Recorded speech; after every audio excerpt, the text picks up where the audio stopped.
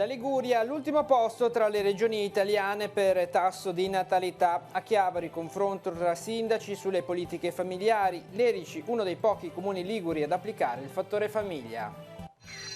Weekend all'insegna del maltempo in Liguria. Sul Levante allerta gialla a partire dalle 6 di domani mattina, ma le giornate più critiche saranno domenica e lunedì. Oggi pomeriggio intanto spettacolare tromba marina nel Golfo di Rapallo. Si chiama Taxi Sociale, un servizio alle persone disabili allestito dall'Associazione Paratetraplegici Liguria. È stato inaugurato a Santa Margherita Ligure ed è a disposizione di enti e famiglie. La vita da social non rende feconda l'esistenza. Al corso di aggiornamento diocesano per i docenti è intervenuto il filosofo Silvano Petrosino. Gli adulti, ha detto, devono guidare i giovani. I Liguri d'America in Val Fontana Buona per riscoprire il masso di Cichero. In visita domani una delegazione dell'associazione proveniente da New York, accolta a San Colombano Certenoli.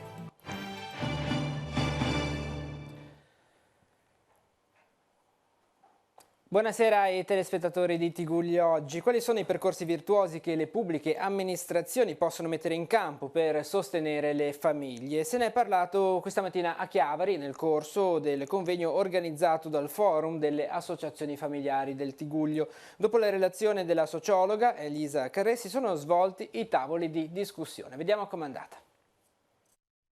Dal punto di vista della natalità, la Liguria in che punto è della classifica nazionale? È al 20° posto, diciamo che è un outlier, nel senso che gli indicatori sono sempre i peggiori rispetto alle altre 20 regioni, il motivo per cui oggi stiamo lavorando con questo nuovo metodo per pensare a nuove piste progettuali per rispondere un po' a questa sfida della natalità. Oggi si parla di Family Impact Lens, intanto spieghiamo che cos'è. È qualcosa di molto concreto, non è ideologico, viene dalla pratica, dalle esperienze che hanno funzionato, da evidenze empiriche che hanno dimostrato di essere efficaci nel promuovere il benessere della famiglia. Sono 5 questi punti, quali sono? I punti sono quelli delle responsabilità familiari, rinforzare le forze stesse della famiglia, quelli della stabilità, quello delle relazioni familiari, cioè rinforzare gli scambi, le competenze genitoriali, la cura tra i membri della famiglia, quello del coinvolgimento, coinvolgere le famiglie nei progetti e nel creare reti di famiglie, e poi la diversità, che è quello di cui si parla forse più attualmente, ma la famiglia è sempre stato, diciamo, il contenitore delle diversità che connette appunto i generi e le generazioni. Tra gli esempi che sono stati portati, quali l'hanno colpita di più?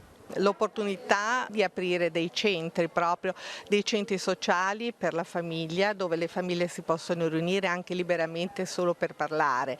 Un centro sicuramente per i giovani, ce n'è bisogno, e anche per gli anziani. La più importante secondo me è quella di creare una sorta di rete in cui le amministrazioni insieme ai servizi, insieme alle scuole creano per fornire prima di tutto le informazioni alle famiglie che sono all'oscuro dei vari progetti a loro dedicati, e poi anche per coinvolgere a partecipare a questi progetti. Rispetto alla questione del calo demografico, la Val Graveglia come sta? È una valle che si sta spopolando rispetto magari ad altre zone del territorio e c'è da intervenire oppure no? Tutto sommato non è proprio messa così male. Noi adesso stiamo lavorando anche per aprire l'asilo nido e questo speriamo che porti nuove famiglie, soprattutto con piccolini, in valle. Tra le amministrazioni presenti a questo momento di confronto c'era anche quella di Lerici, che è uno dei pochi comuni in Liguria e che da 2 anni a questa parte ha adottato il cosiddetto fattore famiglia. Sentiamo. Voi avete applicato il fattore famiglia nel comune di Lerici. È così impossibile farlo? È difficile?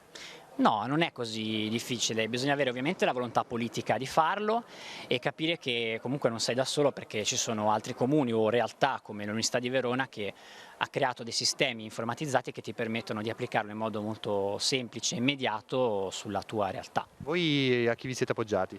Noi ci siamo appoggiati attraverso Maurizio Bernardi, l'ex sindaco del Castelnuovo del Gardo, all'Università di Verona, che ci ha fornito proprio gli strumenti informatici e spiegato un po' come funzionava il sistema per per portarlo nel nostro comune. Ecco. Ma la vita di un comune o l'attività dei funzionari viene complicata da questo fattore famiglia? Al contrario, viene semplificata, perché invece che stare a scrivere a mano, calcolare con sistemi complicati quanto far pagare, non so, per esempio la refezione scolastica, questo sistema informatizzato ti genera la tariffa personalizzata per la singola famiglia in modo istantaneo. Da quanto tempo lo state facendo?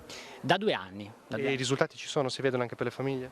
Assolutamente sì, il costo della refezione scolastica nel nostro comune è drasticamente diminuito, soprattutto per quelle famiglie che presentano situazioni più complicate oppure che sono sempre state penalizzate, come quelle numerose o famiglie monoreddito, famiglie con situazioni di disabilità o di persone non autosufficienti in casa.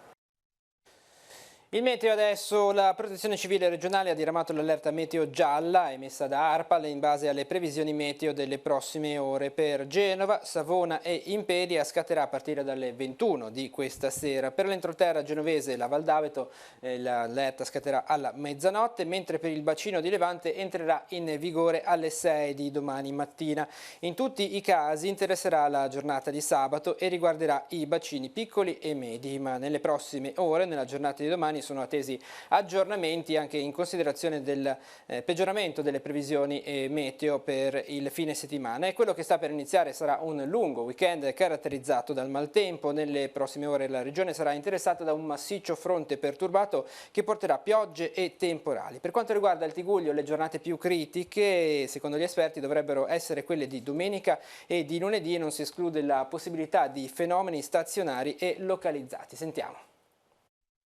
L'attenzione per quanto riguarda il Tigullio e il Levante è concentrata in particolare sulle giornate di domenica e di lunedì, ma quello che sta per iniziare sarà con buona probabilità un lungo weekend di pioggia e temporali, con cumulate abbondanti, e non si escludono, data la stagione, possibili fenomeni persistenti e localizzati.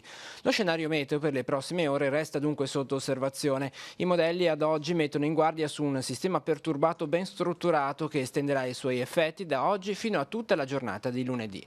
La zona più critica è sicuramente quella del genovese di Ponente e del Savonese, dove nei giorni scorsi si sono superati i 500 mm di pioggia caduti e il terreno risulta già saturo, ma tutta la Liguria sarà interessata dal fronte. Domenica fino a tutta la giornata pioverà su quelle zone, poi da domenica sera possibile estensione più a levante dei fenomeni, dei temporali, molto probabile, insomma, carte alla mano di oggi. E poi sul lunedì non cambia molto la musica, nel senso che comunque sono ancora previsti fenomeni abbondanti. Questa volta è possibile che la famosa convergenza, che ormai andiamo a descrivere da diversi anni, fra Scirocco e Tramontana, che genera fenomeni persistenti ed intensi, in gergo si dice che basculi, cioè si possa spostare a seconda della spinta dello scirocco, che può arretrare a levante o spingersi più a ponente, e quindi è possibile, visto il periodo piuttosto lungo da qua a martedì che ci separa, che ci siano dei fenomeni ugualmente intensi sia sulla restante parte del capoluogo, quindi levante e genovese, e probabilmente si potrebbero parzialmente, soprattutto direi al momento con i dati di oggi, con i modelli di oggi, più probabile lunedì che questo avvenga, anche qui a levante, nella zona del Golfo Paradiso e il Golfo del Tigullio.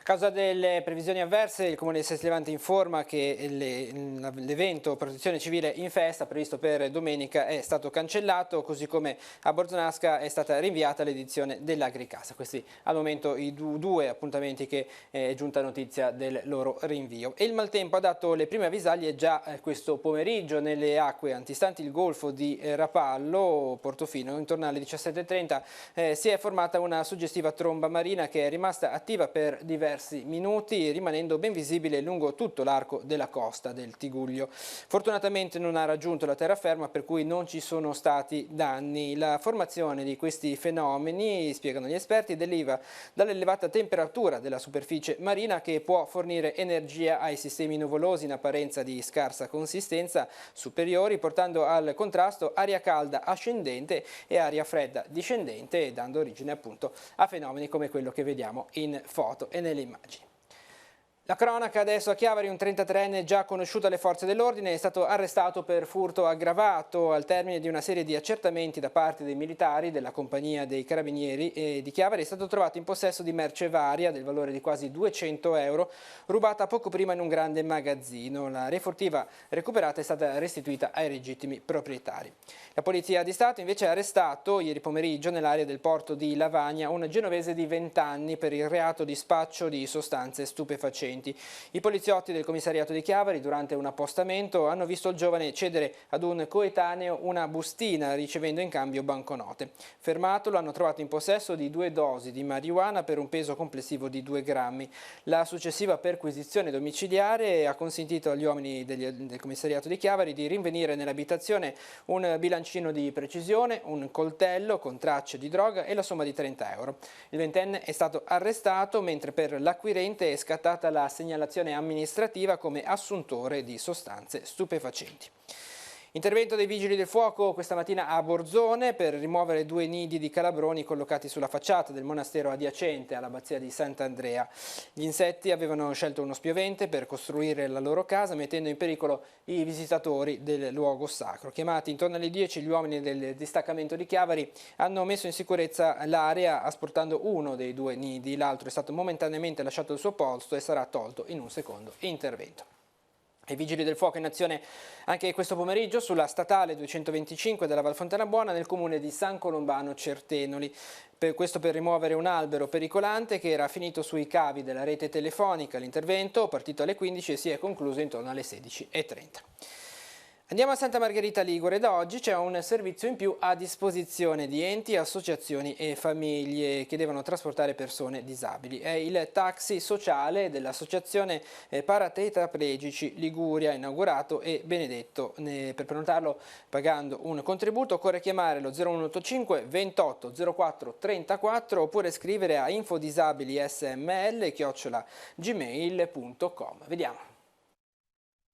L'associazione Paratetraplegici Liguria ha festeggiato la benedizione e l'inaugurazione del primo taxi sociale, un mezzo allestito per il trasporto di disabili che da oggi è a disposizione di enti, gruppi e famiglie che debbano portare persone disabili in momenti di svago o relax. Il progetto originario, partito 3 anni fa, è stato in parte modificato. E siamo contenti, anche se è una macchina più grande di quella che dovevamo prendere. E avremo dei costi, perché prima su altro progetto costi l'associazione non ne aveva, qui avremo dei costi, per cui i costi verranno poi ricalcolati e visti ogni volta che daremo la macchina. Chi può chiedervi quest'auto?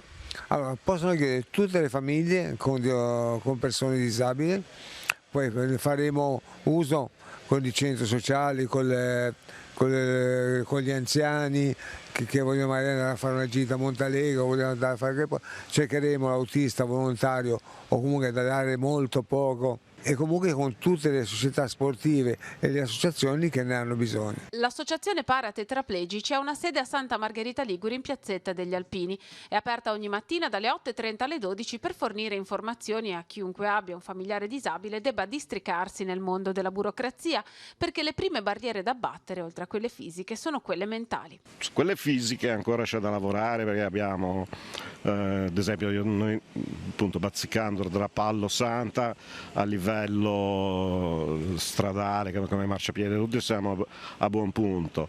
Il problema è l'entrare nei negozi ora, la battaglia mia personale è quella verso l'ingresso dei negozi, perché noi praticamente dobbiamo essere serviti sempre fuori dal negozio. Santa Margherita Ligure, grazie all'associazione Paratetraplegici, si conferma città a misura di disabile. Anche quest'anno può fregiarsi della bandiera lilla per i servizi turistici per persone con difficoltà motorie e prosegue il lavoro per rendere ogni aspetto della vita cittadina, anche quello commerciale, accessibile a tutti. Abbiamo studiato insieme all'associazione quali erano gli elementi problematici per la mobilità sul territorio.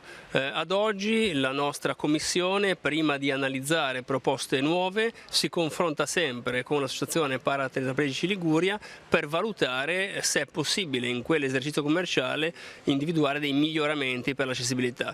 Questo ha lo scopo di abbattere barriere architettoniche e rendere la città sempre più fruibile per tutti. Ed è stato attivato al piano terra della biblioteca comunale di via Vignolo a Santa Margherita Ligure lo sportello Informa Stranieri, un progetto finanziato dal Ministero e gestito dal distretto sociosanitario numero 14.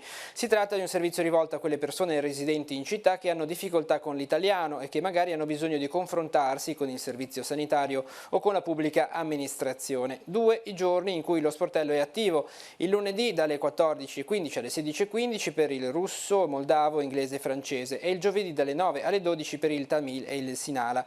Il progetto prevede in caso di richiesta la possibilità di attivare altri mediatori culturali di lingue non presenti nell'elenco attuale. La volontà dei servizi educativi del Comune di Santa Margherita Ligure è quella di far partire nelle prossime settimane una scuola di italiano per immigrati certificata e valida per l'ottenimento dei requisiti necessari per regolare la permanenza in Italia, che si terrà sempre in biblioteca. E 6 giornalisti tedeschi di grandi testate e della stampa specializzata hanno sperimentato alcune delle possibili attività offerte dal comprensorio del Tigullio, guidati dall'agenzia turistica in Liguria. Arrivati a Genova nei giorni scorsi, ieri hanno svolto un programma nel parco e nell'area marina protetta di Portofino, trekking da Santa Margherita al Mulino del Gassetta con scuola di cucina per Pesto e Corzetti, poi hanno provato il kayak da Niasca a Portofino. Un nuovo importante momento di promozione che riguarda uno dei segmenti turistici più importanti con maggiore sviluppo potenziale come l'outdoor e di un mercato come quello tedesco che è tradizionalmente il più importante per la Liguria. Voltiamo pagina. Nell'educazione dei giovani conta molto l'intervento degli adulti. Sono loro che possono far capire ai ragazzi che nella vita c'è dell'altro e che non si devono giudicare le persone. Ne ha parlato a Chiavari il filosofo Silvano Petrosino, che ha spiegato come la vita da social non renda feconda l'esistenza. Vediamo il servizio. Anche quando siamo lontani dal digitale, i nostri pensieri e le nostre azioni sembrano sempre più dei post o dei tweet. È il ritmo imposto dalla società dei consumi che però poco ha a che fare con l'educazione. A spiegarlo Silvano Petrosino, intervenuto a Chiavari al corso per gli insegnanti della diocesi. Il filosofo ha sottolineato come oggi ci siano sempre meno filtri, sempre meno pazienza o tempo, tutto deve essere immediato e facile.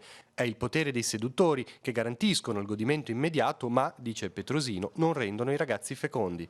Quando a volte si comprano quelle piante, non so, di limoni o di mandarini, poi mangi i limoni e i mandarini e quella pianta poi non li farà più i limoni e i mandarini. Perché per fare tutti quei limoni e quei mandarini è stata sollecitata con degli ormoni. Questa cosa che ha reso una crescita tumultuosa in realtà finisce per rendere sterile la pianta. Allora noi abbiamo bisogno di giovani che dimostrino di essere uomini a 30-40 anni. Non abbiamo bisogno di quello che fa adesso il brillante e poi arriva a 30-40 anni ed è sterile. In tutto questo gli adulti giocano un ruolo fondamentale, sono un presidio di fronte all'egocentrismo dei giovani. Questa tendenza egocentrica non è affatto un male, anzi è una fase inevitabile della formazione della sua personalità. Però l'adulto è colui che accompagna il ragazzo e aiuta il ragazzo a scoprire che c'è dell'altro. Ci sono cose che tu non comprendi, ci sono cose che tu non capisci, ci sono altri che hanno altre tradizioni, magari anche compagni di classe che hanno dei dispiaceri profondi, dei lutti, delle delusioni, delle frustrazioni. E noi uomini giochiamo una partita con 40 carte, di cui ne conosciamo solo 2. Come puoi pretendere di giudicare, di fare c'è dell'altro, ci sono almeno 38 carte che tu non conosci. Vi segnaliamo che la registrazione integrale dell'incontro con il filosofo Petrosino sarà trasmessa sul canale Telepace 2, canale 85, martedì sera alle 20:50. La politica amministrativa, la Giunta di Chiavari ha deciso la distribuzione a tutte le scuole di primo e secondo grado del comune, sia paritarie che statali, le risorse eccedenti l'assegnazione delle borse di studio per lo scorso anno scolastico e quelli precedenti. Risalendo fino al 2009 sono stati messi a disposizione oltre 141.000 euro. I fondi sono stati destinati ai singoli istituti secondo il criterio del numero degli iscritti e permetteranno l'acquisto anche di dispositivi digitali, oltre che l'acquisto di libri di testo. Lunedì prossimo verrà istituito il divieto di circolazione per tutti i veicoli, eccetto quelli di soccorso e quelli adibiti al pubblico servizio, in via Don Bobbio a Lavagna, all'altezza dell'intersezione con via Arezza. Non sarà fruibile quindi il parcheggio dell'ospedale. Verrà consentito il transito e la sosta nei limiti tracciati ai veicoli a 2 ruote e verrà sospesa la regolamentazione della zona disco in via Don Bobbio. La chiusura straordinaria, prevista per pochi giorni, causa lavori, salvo maltempo, è dovuta al cedimento di una tubazione dell'acqua potabile. Notizia che abbiamo letto sul nostro sito teleradiopace.com. Il grande masso con misteriose incisioni rupestri, probabilmente di origine romana, scoperto lo scorso anno in Val Cichero, richiama in Val Fontana Buona i Liguri d'America. Domani a San Colombano Certenoli arriverà la visita da New York di una delegazione dell'Associazione dei Liguri del Mondo che con una cospicua donazione hanno permesso di recuperarne il sentiero di accesso. Vediamo. Il masso si trova in una zona pervia del Monte Ramaceto e con questo contributo abbiamo liberato il sentiero e reso transitabile questo sentiero. Arrivano direttamente da New York per riscoprire la terra di origine dei propri genitori e per ricevere di persona i ringraziamenti per una donazione che ha lasciato il segno in Val Fontana Buona. Tra i componenti della delegazione dell'Associazione dei Liguri del Mondo, guidata dal presidente Mario Menini, ci sarà anche la signora Vivian Cardia, figlia di Elsie Garaventa, emigrata da Rossi di Lumarzo nel secolo scorso. È stato per onorare la sua memoria che la signora Vivian, la figlia, ha contribuito in modo sostanziale alla donazione di quei 7.000 euro che hanno permesso di rendere più accessibile il cosiddetto masso di Cichero, la roccia con misteriose incisioni rupestri riscoperto lo scorso anno sulle falde del Monte Ramaceto. Tutta la delegazione arrivata in Liguria sarà accolta nella sala consigliare del comune di San Colombano Certenoli domani mattina a partire dalle 10. Successivamente, tempo permettendo, si farà una visita presso il Belvedere dei Prati di Cichero, dove verrà installata un cartello che ricorderà soprattutto Elsie Garaventa, la madre di Vivian Cardia. Nel pomeriggio alle 16 la giornata si concluderà con una visita al lascito cuneo di Calvari. Intanto proseguono gli studi e le ipotesi intorno al masso e alle sue incisioni. In primavera è previsto un nuovo sopralluogo che cercherà di fare luce sulle sue origini. Abbiamo parlato con un geologo docente universitario ora in pensione, si chiama Eugenio Andri. Gli abbiamo fatto vedere tutta la documentazione fotografica in nostro possesso e anche lui condivide con noi il fatto che gran parte di queste incisioni sono molto probabilmente di origine antropica. E lui si ripropone, appena il tempo lo permetterà, in primavera, di venire sul posto a dare un'occhiata, una controllata a questa cosa. Bisogna avere un attimo di pazienza perché ha 82 anni e non possiamo pretendere che venga su adesso, ecco. Approvato da 4 comuni del Tigullio il protocollo d'intesa per la valorizzazione del massiccio del Monte San Giacomo Capenardo. Oltre al comune di Cogorno, promotore dell'iniziativa, hanno aderito anche Lavagna, Annè e Sestri Levante. Si tratta di un massiccio di particolare pregio paesaggistico grazie ad esempio alle notevoli varietà di ambienti. Il primo passo concreto, dopo l'incontro organizzato a Lavagna, la presenza anche degli assessori di Cogorno, Sestri Levante e di Annè, sarà quello di inviare in questi giorni una scheda informativa per creare una raccolta di proposte e di iniziative di realtà di diverso tipo che vogliono aderire. Redattrice del progetto su incarico affidato dal comune di Cogorno è la geografa naturalista Angela Rollando. Da questo progetto, spiega, potrà scaturire un modello di pianificazione integrata da trasferire ad altre realtà montane della Liguria. Lo sport adesso torna in campo alla Serie B, domani pomeriggio alle 15 al Comunale di Chiavari. La Virtus Entella si troverà davanti il Trapani per un match all'insegna degli ex, sono ben 7. Infatti le persone che tra giocatori e staff possono vantare un passato in terra sicula con la maglia della tale squadra allenata da mister Francesco Baldini. Uno fra tutti, mister Boscaglia, che ha lavorato in Sicilia dal 2009 al 2015 portando la compagine trapanese dalla Serie D a calcare i campi della B. L'allenatore biancoceleste non sarà però in panchina perché squalificato. Dopo la partita di Venezia ci sarà il suo vice Filippi, ex giocatore proprio del Trapani. Altro ex è l'attaccante Matteo Mancosuli. Sentiamo intervistati da Nicola Pagliettini. La sosta ha fatto bene la squadra, ci voleva, era necessaria? Per noi sì, dico la verità, abbiamo potuto lavorare bene, abbiamo recuperato quasi tutti i giocatori ed è stata una sosta soprattutto dopo una sconfitta un po' così È una sosta che ci voleva, anche perché venivamo da un tour de force importante, avevamo qualche infortunio, quindi bene.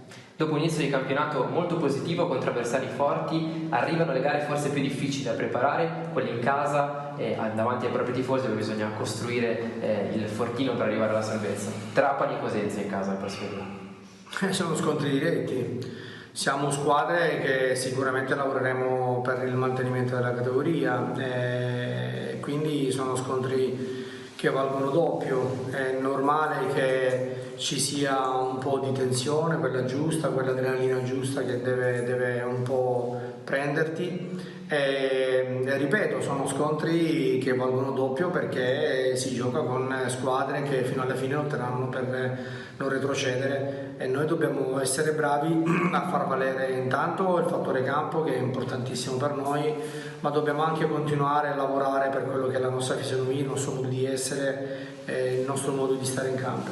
Come state preparando questa partita? Stiamo lavorando bene, prepariamo la partita come sempre, solo con più tempo, quindi speriamo di tornare alla vittoria in casa domenica. Matteo, se ti dico Trapani, che cosa ti viene in mente? Qual è il primo pensiero che ti viene in mente? Beh, normale, ci sono tanti ricordi legati a Trapani, credo che la mia carriera sia cambiata lì, così come quella di tanti altri ragazzi e magari anche dello staff che c'è qua, quindi è normale che ti fa ricordare belle cose, però quando sabato li avremo di fronte dovremo cercare di vincere. Dopo quasi un mese si torna a giocare al Comunale, perché poi tra sosta e 2 trasferte consecutive era tanto che la squadra non giocava agli impianti Via Castaldi, anche un appello ai tifosi che questa è una partita molto importante. Sì, sicuramente dobbiamo appunto ritornare alla vittoria, cancellare la brutta prestazione che avevamo fatto con il Venezia, speriamo che ci sia tanto pubblico perché abbiamo bisogno di loro, e regalargli appunto dei 3 punti che ci permettono di continuare il nostro cammino.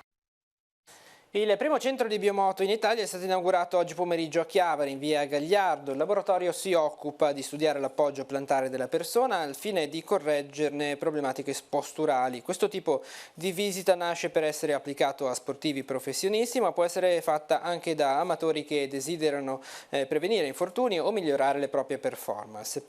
Presente all'inaugurazione anche il vescovo diocesano, che ha dato la benedizione al centro e ha portato il proprio augurio ai dottori che vi lavorano. Uno sguardo adesso agli appuntamenti in agenda per la giornata di domani.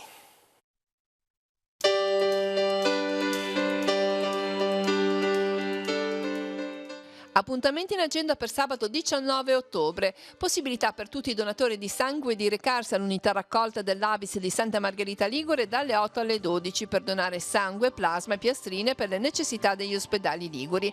Dalle 9 alle 12 in piazza Matteotti a Chiavari saranno presenti i volontari della Protezione Civile per presentare i mezzi in dotazione e fornire indicazioni sui comportamenti da tenere in caso di allerta meteo. Alle 9:30 alla sala Ghiuschifini della Società Economica di Chiavari avrà luogo la conferenza Dare vita agli anni, realizzata dall'associazione APS I Fili in collaborazione con Aime Hauser Tigullio nell'ambito del progetto Ogni stagione porta i suoi frutti. Consegna di borse di studio agli studenti meritevoli del Tigullio a cura del Rotary Club Rapallo Tigullio e della Fondazione Mario e Lina Zavattaro. La cerimonia si terrà all'Excelsior Palace Hotel di Rapallo a partire dalle 15:30. Secondo appuntamento per la rassegna sabato in biblioteca, curata da Massimo Vacigalupo, alle 16 nella biblioteca di Villa Tigullio a Rapallo, incontro dedicato ai poeti Luigi De Rosa e Julian Stannard, presentato da Francesco De Nicola con letture di Mirna Brignole. Alle 16 nella struttura sociosanitaria alle Due Palme di Sestri Levante, il gruppo teatrale I Cunta Stoie rappresenterà una commedia dialettale in 3 atti. Alle 16:30 alla Galleria Rizzi di Sestri Levante sarà presentato al pubblico un dipinto che entra a far parte del percorso espositivo del museo. Per l'occasione ci sarà una conversazione tra lo storico dell'arte Andrea Lavaggi, la docente Annalisa Dentone e la dottoressa Alessandra Cabella della Soprintendenza alle Belle Arti. Verrà inaugurata alle 17 nello spazio Yacht di Via della Cittadella a Chiavari la mostra di Alice Parodi. L'ingresso è libero, l'esposizione rimarrà allestita sino al 25 ottobre. I segreti del calciomercato è il titolo dell'incontro organizzato dal Circolo Culturale Fons Gemina all'Hotel Italia Lido di Rapallo alle ore 17. Interverrà Paolo Bargigia, opinionista e commentatore. Alle 21 al Palazzo della Borsa in via 20 settembre a Genova il festival Le Vie dei Canti propone l'ormai consueto incontro con la terra di Sanremo. Sardegna. Sul palco della Sala delle Grida si esibiranno i Balantes, trio vocale femminile. Ed infine al Teatro Comunale di Cicagna andrà in scena alle 21 la commedia sexy della compagnia Il Crocco Gufo, ispirata a donne sull'orlo di una crisi di nervi di Almodovar.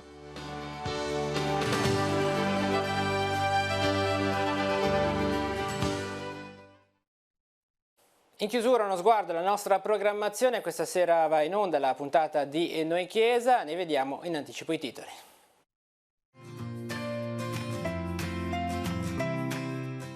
Vorrei lasciare una chiesa che viva veramente la comunione. All'inizio della visita pastorale in Val Petronio il desiderio espresso dal vescovo Alberto Tanasini.